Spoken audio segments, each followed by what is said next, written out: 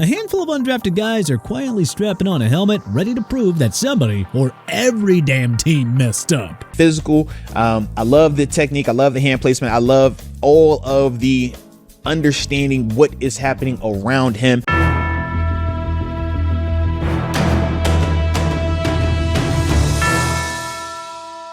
Let us take a look back at 10 undrafted rookies from the 2025 NFL class and carve out real roles on their teams. Timothy McKay, OL, North Carolina State. Every offseason, more than one team makes the mistake of allowing its offensive line room to look like it's held together by duct tape and paper clips. Heading into the 2025 season, Washington very much falls into that camp. Though credit to where it's due, as at least they started patching things up. Trading for Laramie Tunsil and drafting Jon Conurs Jr. was a strong opening statement.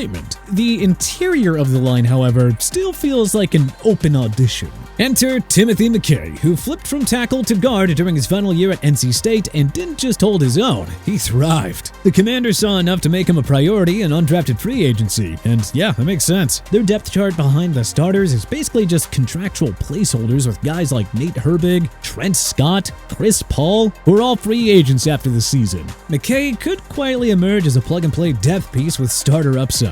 Zack Horton TE/FB, Detroit Lions. This guy has Dan Campbell written all over him. Zack Horton has an opportunity to provide even more optionality to an already dynamic Detroit Lions offense. Horton might have been born in the wrong era, but he's walking into the perfect locker room with the perfect coach for his throwback skill set. He could see very similar usage to what Kyle Shanahan has done with Kyle Juszczyk over the years. In colleges, he showed the ability to do just about, well, everything. He lined up in line, flexed out, played some fullback, even got touches out of the backfield. It wasn't flashy, but it sure was effective both at James Madison and Indiana. Detroit has some serious talent at tight end, but Horton gives them the chess piece to move Sam Laporta off the line more often, or to run two tight looks with downhill intent. He's not going to be an every down guy, but being featured as a Swiss Army knife on this roster, hey, that's not a bad gig. Ja Joyner, edge, Las Vegas Raiders. The Raiders are wise to bolster their pass rush through the draft because while Max Crosby never leaves the field and Malcolm Kuntz found his groove late last year, there isn't a ton of depth within this group. And in that division, they're going to have to find a way to get after the quarterback if they want to be competitive. The cold hard truth is that guys like former 7th overall pick Tyree Wilson have left a lot to be desired. Vegas needs to start finding actual rotational answers on the edge. So why not take a stab with an undrafted guy this go around? Ja Joyner is raw. Let's get that out of the way. But he's got traits, length, first step quickness, and the ability to flatten at the top of the arc.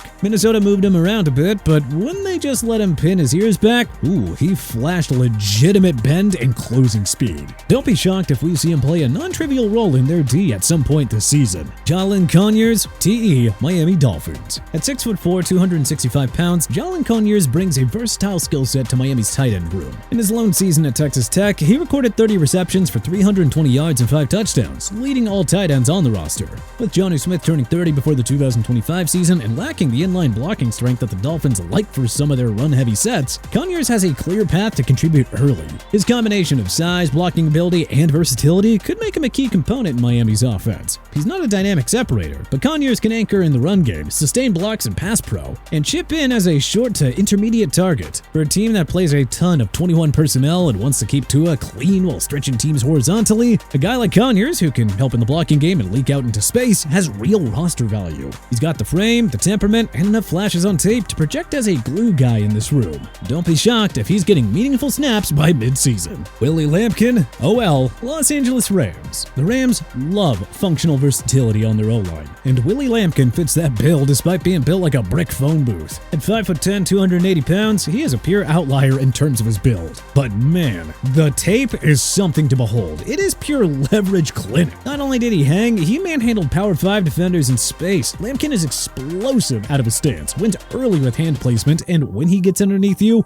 it's over. Doesn't matter how long your arms are if you're on skates. Los Angeles' interior line is stabilized by Steve Avila and Bo Limmer, but depth is razor thin behind them. That's where Lampkin could sneak in. He's not a long-term answer, but in a zone-heavy scheme that values pad level, mobility, and tenacity over, there's a serious case to be made that he'll not just survive, but but thrive. Andrew Armstrong, WR, Miami Dolphins. Every year, there is a wide receiver who gets penalized for being old by draft standards. And every year, that exact same guy ends up making a 53-man roster because he knows how to play the position. Andrew Armstrong fits that mold to a T. Armstrong's path wasn't linear. Texas A&M Commerce to Arkansas, one productive year in the SEC, and now trying to earn his keep in a Miami wide receiver room that is very top-heavy with two burners in Tyreek Hill, Jalen Waddle, and a whole lot of nothing thereafter. That context matters. The Dolphins have their speed guys. What they don't have is a reliable third or fourth option who can do the dirty work over the middle. You know, win on timing routes and keep the chains moving when the defense takes away the explosives. Armstrong can be that guy. Physically, he's got the frame, 6'4", 205 pounds, with the wingspan that makes up for average burst. He's not going to pull away from coverage or run by NFL corners, but his 4.51 speed is plenty serviceable for the kind of game he plays, and a near 38-inch vertical should provide him with enough space to make a bunch of catches. Don't be shocked if he earns the trust of the coaching staff early. Jon Jenkins LB Buffalo Bills. It might be tricky to find the right landing place, but make no mistake about it, there's always a spot in the league for a tweener who knows how to hit, and Jon Jenkins is about to be the next measure of proof. He's listed as a safety but played more like a box nickel or hybrid linebacker at Virginia Tech. Jenkins is now transitioning full-time into the front seven. Based on what Buffalo needs and what he already does well, that move feels inevitable. The Bills have a fragile depth situation at linebacker. Matt Milano's durability transcends concern, and they did surprisingly little to fortify the position through the draft or free agency. That leaves the door open for someone like Jenkins to sneak onto the roster as another backer. Someone who can also contribute as a special teams player. Physically, he's built for it. Around 6'2", 220 with a rocked-up frame and downhill mentality.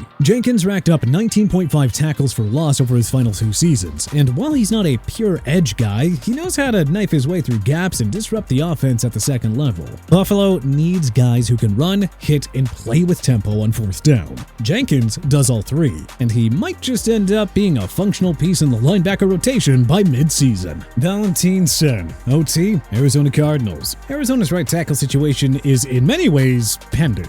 Jonah Williams is playing on a prove-it deal. Kelvin Beachum is way past his prime at this stage, so when the Cardinals ponied up to bring in Valentine post-draft, it was less of a camp body signing and more of a investment. Sen is one of the more intriguing international prospects in this class. The hulking lineman hails from Austria and started 38 straight games at UConn. In that process, he's turned into a legit developmental tackle with movement skills worth betting on. At 6'7", 305, he's got the prototype frame and surprising fluidity for someone still relatively raw in his footwork and hand usage. Where he wins right now is going to be with length and coordination. He's not stiff-hipped and plays with very solid posture. The comparison that's going to be made, fair or not, is Bernard Raymond. Same country, similar build, same roadmap. But Sen isn't being asked to start right away. If Arizona is patient, and well, there's no reason not to be, he could turn into a long-term answer on the right side. James Burnip, punter, New Orleans Saints. Only one punter, Jeremy Crawshaw, was selected in the 2025 NFL Draft. Despite Burnip, another Aussie, and a growing pipeline of crossover punting talent, arguably having the most consistent 2024 season of any specialist in this class. He averaged more yards per punt than most of his peers and did it in a compelling way. He was among the best in the country in hang time and return yardage,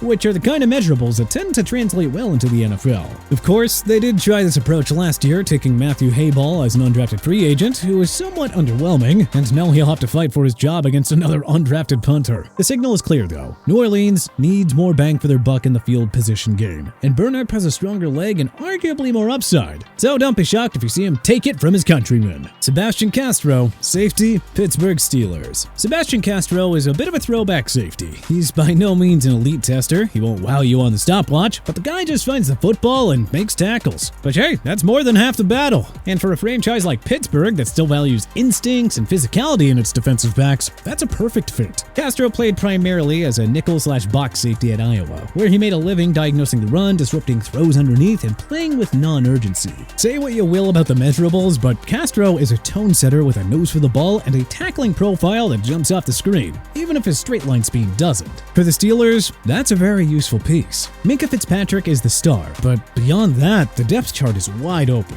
Castro can immediately contribute on special teams and give them a physical option in certain packages when Tomlin wants to mix it up. Smart, physical, and always around the ball. Sebastian Castro is the kind of diamond in the rough candidate that Pittsburgh manages to find value in every year. But hey, which undrafted player from the 2025 NFL draft class do you think is going to make the biggest impact this year? Who do you think we're right on? Who do you think we're wrong about? Was there anyone that we may have missed? Let us know in the comments section below.